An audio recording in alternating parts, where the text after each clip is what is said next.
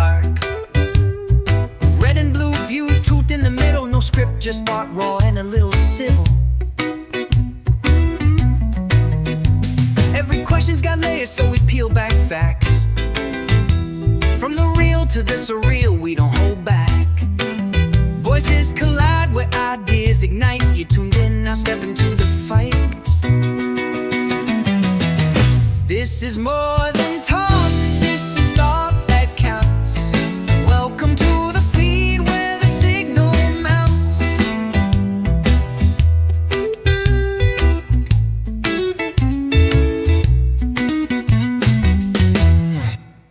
Welcome to the Deep Dive. We've got quite a fascinating stack of sources in front of us today. We're going deep into the world of online community dynamics. That's right. Specifically looking at this particular corner of the internet where, well, online personas clash, accusations are flying, and this search for what they call truth. It gets really intense, really complicated. Yeah, it does. Our source material today is centered around excerpts from a YouTube live stream panel discussion and also some foundational lyrical content. It's all from the OTW live channel. Okay. Think of it as a window, really, into how conflict, community, and these claims of truth play out in a specific and often, pretty heated digital space. And our mission, looking at these sources you've shared, is basically to unpack what's happening here, try to extract the key insights and understand the different viewpoints, even when they're, colliding head on. It's kind of a shortcut to understanding this particular microcosm. So let's dive in. Okay, so to really get a feel for the environment of this OTW live channel, we probably need to start with the lyrical content that was provided. Right, the rap-like stuff. Exactly. It's presented in this aggressive rap-like style, and it almost acts like a manifesto, sets the whole tone for the channel's identity. Oh, so? Well, it describes itself as out of this world, pure, completely separate from anything mainstream or tame, as they put it. The language is all about sending a powerful signal, calling it a cosmic event, igniting the booth, taking over, that kind of thing. It definitely sounds like a defiant stance, and part of that defiance, it seems, is this really direct, explicit rejection of mainstream narratives. Oh, absolutely. The lyrics, they directly question major events. They use really pointed lines like "steel don't melt like butter, jet fuel lies," and they highlight that a third tower fell on 9/11 without a plane hitting it. Right, and they frame these things as smoking mirrors, fake dispatches, all controlled by, quote, real puppeteers. The argument is that fear is being sold while some real plan hatches behind the scenes. And that critique, it doesn't just stop with world events, does it? It seems to take aim at institutions pretty broadly. Yeah, right across the board. Pharmaceuticals, for example, are described as selling sickness in a candy shell. Wow. Prioritizing pills for profit and shareholders over actual health, they flat out call it a business plan, not medicine. And law enforcement gets painted in a very harsh light, too, based on these lyrics. Extremely harsh. Manufacturing war, showing up with death, circling like sharks. They're accused of prioritizing fear and control, having a conscience cold, even being scared of a flashlight. The lyrics don't pull any punches, do they? Alleging they silence voices, cash checks. Kneel on necks and call it respect, and let bleed first lets the rest rot in jail.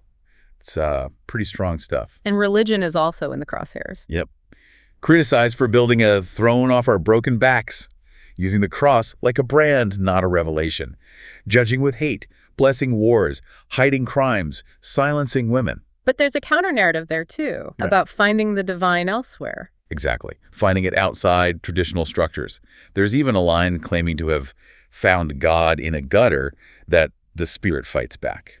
Okay, and then there's technology and AI. What's the take there? It's a pretty dystopian vision, honestly, where the canvas talks back, code replaces art, algorithms write. You get bots in the booth and drones with a sword. They paint a picture of empty factories, steel hearts rise while the real ones fade. Yeah. They label it all a trap, life and decay, trading, the human spark for comfort and screens. Becoming ghosts in a glitch trapped in machines. That's the line. And there's deep skepticism about AI itself, explicitly saying it ain't felt hunger, it don't create, it can't replicate that human element. So ultimately this lyrical foundation, it frames the channel's content as, what? The real deal. Kinda. The realist appeal, the truth they ain't scared to feel, a powerful signal in the dark too bright to ignore. It's presented not just as a broadcast, but as a war. Beyond a script, a whole new being. Right. And it calls for resistance, taking the streets, raising the fist, claiming to bring truth while others just improvise, building a legacy. Okay. So this lyrical content, it really establishes a worldview, doesn't it? Rooted in this deep distrust of institutions, a commitment to uncovering some hidden truth. It definitely sets a stage for confrontation. It absolutely does. Now, let's shift gears to the main source material, the live stream panel itself. Right. And this panel is hosted by Patrick, who goes by OTW or Oot. He introduces himself from these colorful locations like the belly of the beast. He does. Okay. And the description we have is that it's chaotic. Unlike the sort of philosophical, defiant tone of the lyrics, this is where those abstract ideas really collide with intensely personal drama and conflict. Between the individuals in this online community. Exactly. The central figures in the drama we're looking at, based on the source, are people known online as Flow State, Snap, who also goes by Snafu Lindsay, and Cynthia, though apparently lots of others chime in or get mentioned. And it sounds like it moves pretty quickly from those grand declarations of truth we heard in the lyrics to some very messy individual disputes. Very quickly. A major flashpoint in the discussion seems to revolve around accusations of, well, grifting and financial issues. Okay, like what? Well, Snap, for instance, makes a specific claim that Flow State, along with others named Mel Pandora and Raging Tomato, apparently scammed people out of $5,000. It was related to something called the crispy treat thing. Crispy treat thing. Any idea what that is? It sounds like maybe it was a failed or disputed fundraising effort, maybe even labeled a charity fraud fund by Snap. He insists the creators involved should have repaid the amount themselves and given it to a real charity. He's really demanding transparency there. And right there, you see how quickly even basic facts get disputed, don't you? Because immediately, conflicting accounts pop up about money. Exactly. There's talk about one specific night where Flow State allegedly received $1,500 in donations. But then Mike, who's identified as Mike 2023, and apparently distinct from someone else named Mike Cerrone, who also gets mentioned, he clarifies. He says he donated close to $5, meaning around $500. Just him. No, he says others contributed too, making up the rest to reach the $1,500 total. And Mike actually defends Flow State in this instance, saying he earned it by doing his show, by entertaining people. He contrasts it with, like, losing $1,500 betting on the Knicks. So one person says he earned it, but then Lindsay has a different take. Yeah, adding to the confusion, Lindsay initially talks about Mike, and she apparently mixes up Mike 23 and Mike Cerrone, at first donating $1,500, and says she was trying to look out for him. Okay. She later clarifies the identity mix-up, but she recounts commenting in the chat, asking if Mike was drinking because he was donating so much, and she claims that got her kicked out. For interfering with Flow State making money. That's her claim. Yeah. She even mentions someone identified as Mrs. Flo asking if Mike was good for the money, which adds another layer. Wow. Okay. And then there's another person, Chuck, involved in the money disputes. Right. Chuck clarifies his role regarding $1,000. Lindsay had initially claimed Chuck paid $1,000 just to keep her in the room. Okay. But Chuck says no. He and someone called Based Oracle together dropped about $1,000, so around $1,000 total between them. Not that Chuck alone paid Lindsay. He does take some blame, though. Admits his text message to Lindsay about it was poorly phrased and could have been misunderstood. But Lindsay sticks to her version. That he paid on the side just to keep her there, she calls it immoral stuff. That's what the source says she maintained. So you see, even when discussing what should be straightforward financial transactions, Yeah. the narrative just fractures. Miscommunication, conflicting memories, accusations of manipulation. It really highlights how easily trust seems to erode in this environment when money's involved. And there's another observation from someone named Rocky. Yeah, Rocky, another voice on the panel, apparently observes that drama just seems to follow Flow State. Suggests it might be his way of getting attention, especially if he has no other avenue in life but to do this crazy shit on YouTube. Bit harsh, but that's the observation reported. Okay, this leads us right into where the conflict really seems to escalate, into these deeply personal attacks and accusations, primarily targeting a Flow State. Yeah, this is where it gets particularly intense. Snap, for instance, apparently doesn't hold back at all. It makes some very serious and broad accusations. Like what? Calling Flow State a predator, criminal, druggy J6 informant Proud Boy, and says he's involved in pedophile optics. Okay, those are those are loaded terms. For context, J6 informant in these circles is often used as an insult, right? Implying cooperation with law enforcement about January 6th, basically calling someone a snitch. Exactly. And pedophile optics, that's a term frequently used in these online spaces too. Yeah. It's usually an accusation that someone is aligning with or defending individuals accused of pedophilia, maybe based on perceived online interactions or associations. It's a serious label thrown around. Understood. And this is where Lindsay's accusation comes in. Precisely. This seems to be a central point of conflict. Lindsay claims Flow State extorted her using nudes. Right. She describes him making, quote, nasty videos about her body and age, things like leathery skin, calling her old, using crude terms. Also trying to look up her address, telling someone else her last name. And she admits sending him pictures? She does. But she's very clear she didn't want them shared. She recounts actually showing one picture herself publicly before he could. Why? To get ahead of the game, as she puts it. Because she felt intimidated by his attempts, as she describes them, to extort her. She also notes she's since revoked permission for her images to be used and mentions a new federal law about deepfakes or nudes that she thinks might give her legal standing. But she also says she's not a victim. Right. She insists she's not a victim and not ashamed of the picture. And she adds, for context, that she had turned Flow State down romantically or sexually 3 times. Okay. That's a lot. And then Cynthia jumps in, defending Flow State. Fiercely. Yeah, Cynthia becomes a very vocal defender of Flow State. She directly challenges Lindsay's account, her motives, accuses her of lying, being manipulative, just seeking attention. And the language used. Extremely harsh, according to the source. Very derogatory towards Lindsay throughout the discussion. Things like old bag, toothless, hollow soulless, really nasty stuff. But Cynthia acknowledges the optics Snap mentioned. Interestingly, yes. Huh. While defending Flow State, she seemingly acknowledges the existence of those predator, criminal, druggy J6 informant Proud Boy optics that Snap brought up. But then she kind of questions why people who claim loyalty to Flow State would focus on Lindsay's specific accusations, given those other things. She really emphasizes her own loyalty, calls herself a very loyal friend, apparently using that to justify her strong defense of him. And adding another layer here, Snap is participating from a hospital bed. Yeah, that adds this element of drama and urgency. He states he's being treated for infectious disease complications, feels like he's on his deathbed exposing criminals, frauds, and traitors. Wow. He explicitly says he wants the truth, that's his phrase, to live on. And he expresses disgust with the current drama between Lindsay and Flow State, implying it's trivial compared to the bigger issues he believes he's exposing. Like what? What bigger issues? He mentions things like pedopogos, unclear exactly what that refers to, but likely derogatory, and issues related to someone or something called jacktails. He claims these are tied to federal employees whistleblowing. He also takes a moment to mention making amends with OTW, the host, for past personal issues, and warns others not to use those old conflicts against OTW now. It sounds incredibly volatile. The communication style itself must be something else. Oh, absolutely. The transcript describes it as just filled with shouting, personal insults, constant interruptions, explicit attempts to silence people, phrases like, shut up, or telling someone, you don't get a fucking voice. Just trying to shut each other down. Totally. It shows just how hostile these interactions can become. There's also a brief mention comparing social media platforms like YouTube being potentially policed versus the perceived anonymity elsewhere, allowing for uninhibited conversations.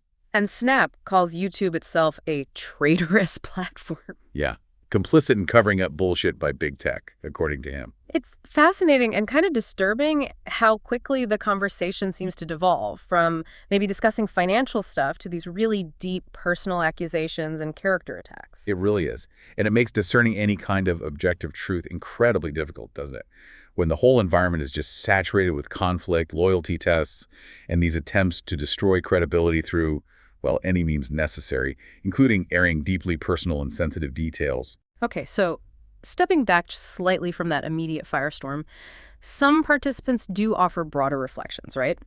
On the nature of these online communities, the search for alternative views gives us maybe a different angle on this space. Yeah, if you do. Snap, for instance, despite being right in the thick of the drama, presents himself as fighting for truth, That's his mission, as he sees it. Risking his channel, he says. Right. He claims he risks his channel by discussing sensitive topics, like chemtrails and bees, apparently, and exposing criminals, frauds, and traitors in what he calls the DDEX digital experience.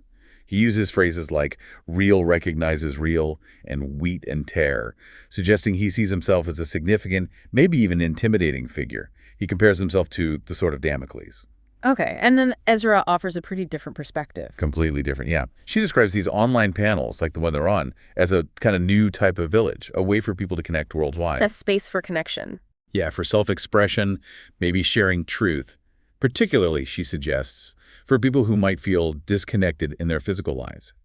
She does cautiously introduce the idea of trauma bonding possibly happening in these spaces. How is that received?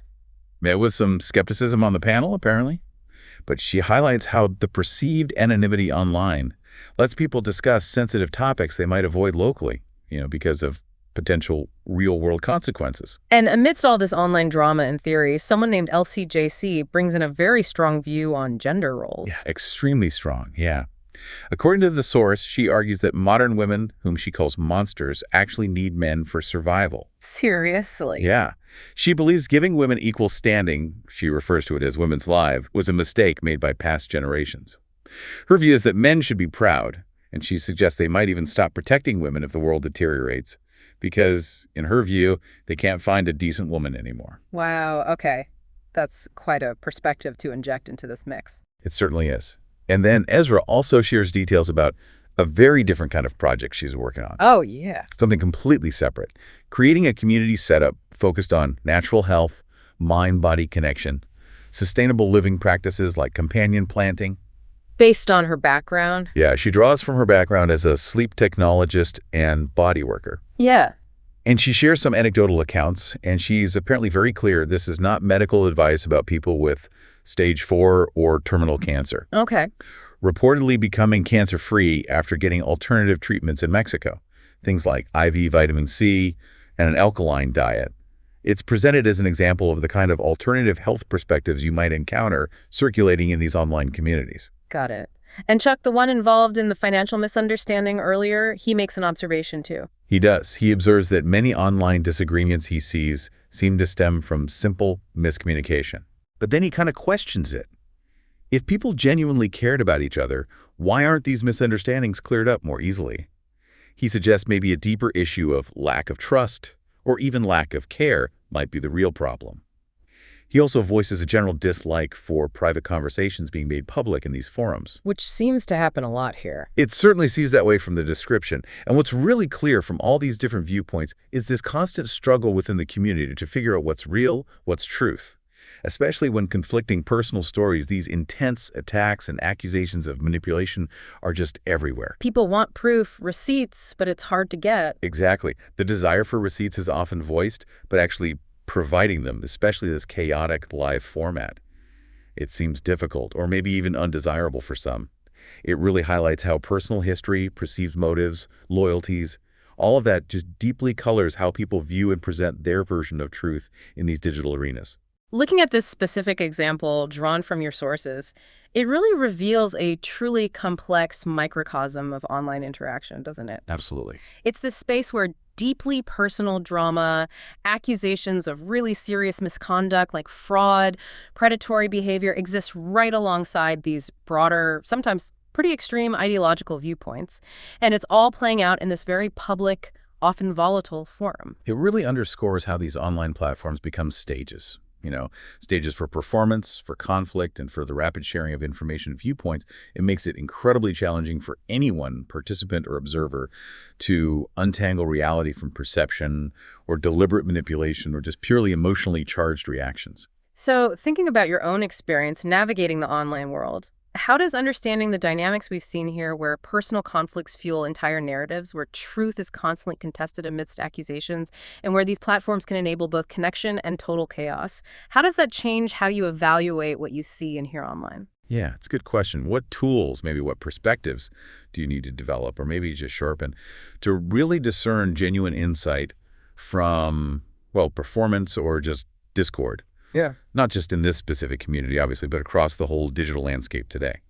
We've certainly taken a deep dive into this tumultuous corner of the internet today, exploring these intense personal conflicts, accusations of serious misconduct, financial disputes, and these really contrasting philosophies about truth, gender roles, health, the very nature of online interaction itself. It's definitely a space where those lines between seeking truth, engaging in drama, promoting personal agendas are constantly blurred. It absolutely highlights that the search for truth online isn't some simple matter of finding the facts, is it? It's this ongoing process, constantly challenged by conflicting narratives, by deeply personal attacks, by questions of motive, and just by the inherent structure of the platforms themselves. Yeah, well said. So here's a final thought for you to take away and consider.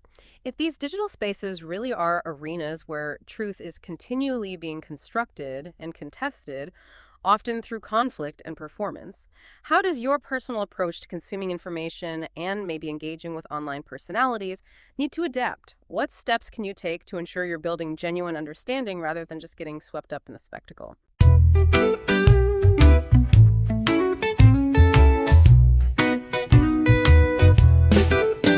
Mic check, one voice, one spark.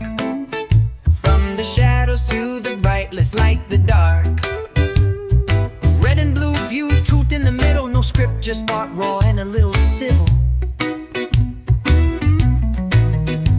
Every question's got layers, so we peel back facts. From the real to the surreal, we don't hold back. Voices collide where ideas ignite. You tuned in, now step into the fight. This is more